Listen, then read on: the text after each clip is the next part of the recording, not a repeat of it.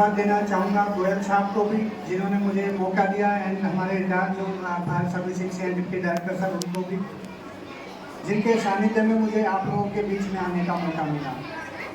बच्चों, 2 मिनट के लिए जिस तरह से अपना जिस लेवल का डिसिप्लिन आपने मेंटेन किया, मैं आप लोगों से बस 2-3 मिनट की बात करूँगा।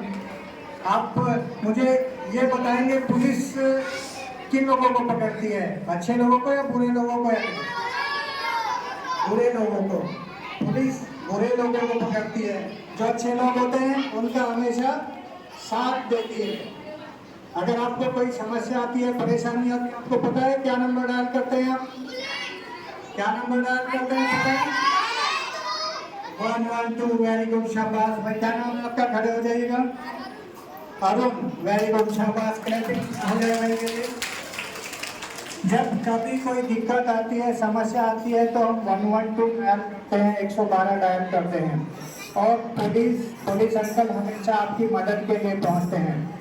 तो इसलिए बच्चे, जो अच्छा आदमी होता है, अच्छा इंसान होता है, पुलिस उसकी दोस्त होती है, उनको कभी घबराना नहीं चाहिए, संकोच नहीं करना चाहिए। प्रॉब्लम क्या होती है कि हम लोग पुलिस से घबराने लगते हैं कि पुलिस पकड़ लेती है, बंद करती है, लेकिन पुलिस पकड़ती है जो गलत आदमी होता है, खराब आदमी होता है, चोर होता है, चोरी करता है, लोगों को परेशान करता है। तो हमेशा एक तो पुलिस को अपना दोस्त समझिए, और अपने मन से वो संकोच निकालना है आप सब लोगों को। बेटे, आगे जिस तरह से आप डिसिप्लिन कर रहे हैं, इसी तरीके से आपको अच्छे से मेहनत करना है, आगे बढ़ना है। जिन बच्चों को देखिए यहाँ से आके इनाम मिला है, नेक्स्ट टाइम मैं चाहूँगा आप में से बाकी सब लोगों को भी, और मैं यहाँ से आप लोगों को पारितोषिक करूँ यहाँ से।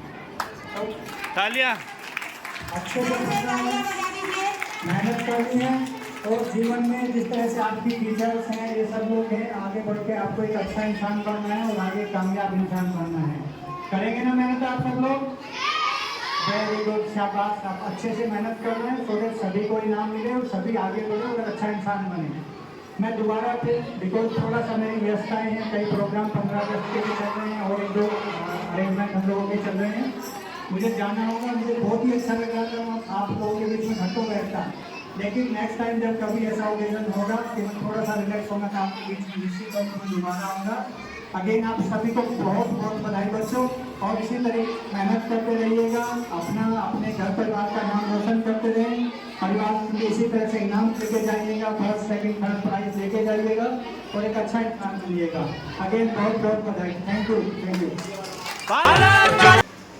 विशेष करके माइनर विद्यानिकेतन में कभी तो हम सिखाते हैं बच्चों को दाल चावल की पहचान करना, दालें, कभी सिखाते हैं मसालों की पहचान करना, कभी सिखाते हैं पेड़ पौधों की पहचान करना, अब कभी सिखाते हैं ओलंपियाड के में आपको भागीदारी लेनी, तो किस तरीके से ओलंपियाड में भागीदारी लेनी है, किस तरीके के क्वेश्चन पेपर आ रहे हैं, किस तरीके से उनका आंसर देना है।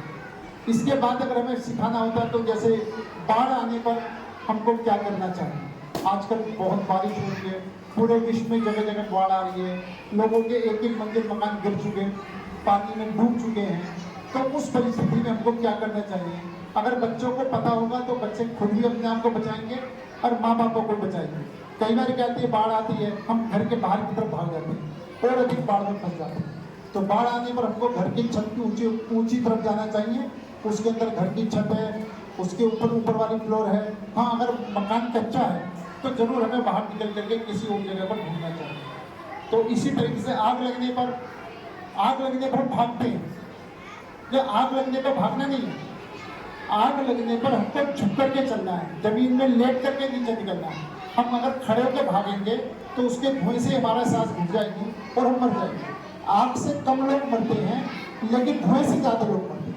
तो धुएं से बचने के लिए हमको कोई मुंह पर गीला कपड़ा है तो संभव है तो गीला कपड़ा मुंह पर रख करके, और नहीं तो बिल्कुल नीचे झुक करके, जैसे चूहे चलते हैं बिल्कुल जमीन में रेंग करके, तो हम ज़्यादा देर तक निकल सकते हैं। इसी तरीके से अगर भूकंप आता है तो हमको बिल्डिंग से दूर ग्राउंड पर भागना चाहिए। अगर युद्ध होता है, सायरन बजता युद्ध का, कि दूसरी कंट्री के तो लोग हमारे ऊपर बम फेंक सकते हैं, बम कर सकते हैं, तो उसके लिए क्या करना चाहिए। अपने मकान का जो सबसे निचला हिस्सा है, चाहे वो बेसमेंट है, चाहे वो ग्राउंड फ्लोर है, हमको किसी भी हैवी छत पर हो जाना चाहिए। तो हर परिस्थिति में किस तरीके से हम अपने आप को बचा सकते हैं। हर परिस्थिति में हमारे पास व्हील चेयर नहीं है, हमारे पास स्ट्रक्चर नहीं है, हमारे पास बच्चों को किस तरीके से नीचे निकालें, तो उस सबका तरीका माननीय रोशन लाल जी ने हम सबको बताया है।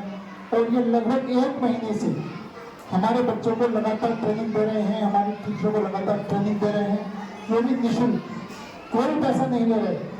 बस जो अपने देवली गांव में रहते हैं और उनके मन में ये है कि संगम विहार के बच्चों को इतना ट्रेन कर दिया जाए कि अगर कोई भी परेशानी हो तो मदद आने से पहले, सरकारी मदद आने से पहले और मदद मिलने से पहले हम अपने आप को कैसे सेफ रख सकते हैं, उस मदद मिलने तक हम अपने आप को कैसे जब तक सेफ रखें, जैसे मदद मिल जाए तो उस मदद के हिसाब से हम चलें। मदद सरकार की तरफ से होती है, संस्थाओं की तरफ से होती है, लेकिन उस टाइम तक हम अपने आप को कैसे सेफ रख सकें, इसके लिए माननीय रोशन लाल जी ने हमको बताया। अभी आपने एक और देखा होगा, जूडो कराटे, सेल्फ डिफेंस। हम अपने बच्चों को कैसे सेल्फ डिफेंस करनी चाहिए, कैसे अपने आप शख्स को बचाना चाहिए, तो वो सब के बारे में भी आपको हमारे स्कूल में सिखाया गया है।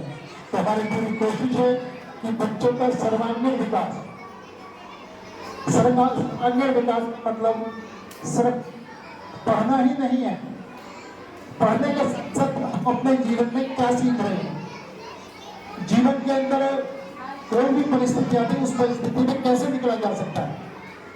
तो वो सारी चीजों को हमारी कोशिश है हम अपने बच्चों को सिखाएं, कह सकते हैं। हमारे पेरेंट्स अगर कुछ भी कहना चाहें, कुछ भी बोलना चाहें, अच्छा लगा बुरा लगा, आपको ये कार्यक्रम अच्छा लगा बुरा लगा, इसी बारे में कुछ कहना चाहें तो आप करके कह सकते हैं।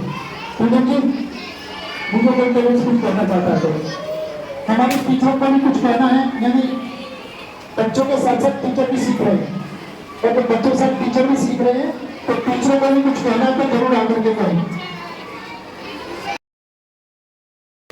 Good morning all of you. मैं बस ये कहना चाह रही हूँ, जिन भी बच्चों ने यहाँ पे जो भी कुछ सीखा है वो घर में जाके जरूर अप्लाई करें और अपने पेरेंट्स को भी इसके बारे में पूरी तरीके से जानकारी दें, ठीक है। और पेरेंट्स को भी ये है कि ये समझे कि बच्चे हमारे स्कूल में क्या सीख रहे हैं, हम उनसे पूछें कि आप क्या क्या सीख रहे हैं, और उस चीज़ को ऐसे मौके आने पे भगवान अगर ऐसा मौका है तो उस चीज़ को अप्लाई करें। ये सिर्फ दिखाने के लिए नहीं हो रहा है, ये ऐसे मोमेंट में अप्लाई करने के लिए हो रहा है, तो इसका एप्लीकेशन जरूर होना चाहिए। Thank you.